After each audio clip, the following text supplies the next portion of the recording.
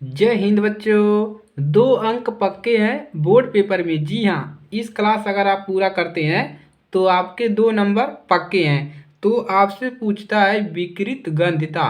विकृत गंधिता से क्या समझते हैं, उदाहरण देते हुए इसको समझाइए। तो इसको आज हम समझ लेंगे, और अगर आपको 2 नंबर चाहिए तो इसको पढ़ना पड़ेगा।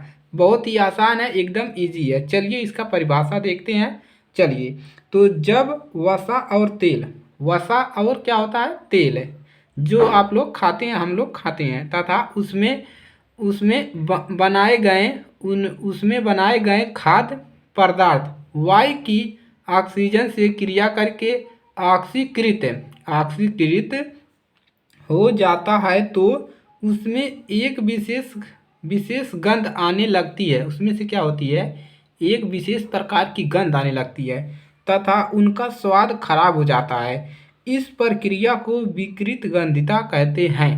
समझ में आया, कुछ नहीं समझ में आया? चलिए अब करेंगे उदाहरण, तो पूरा समझ में आ जाएगा। जैसे अचार व मुरब्बे को खुली वायु में रखने पर खराब हो जाना। जैसे अचार जो रहता है, हमेशा देखते हो शीशे में पैक करके रखते हैं, क्योंकि अगर उसमें उसको अगर आप खुले में रख दोगे तो वायु से अभिक्रिया कर लेगी और वो क्या हो जाएगी, खराब हो जाएगी। उसमें वायु से अभिक्रिया करके खराब हो जाएगी, एक प्रकार से उसमें गंध आने लगेगा।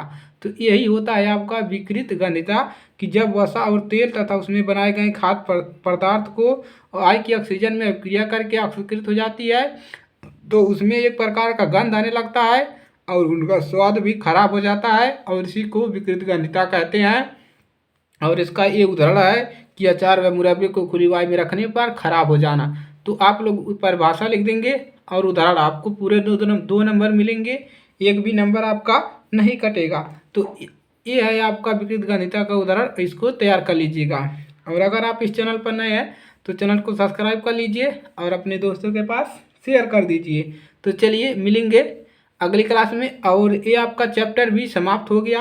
आगे हम चैप्टर नंबर 2 स्टार्ट करेंगे। तो चलिए मिलेंगे नेक्स्ट क्लास में।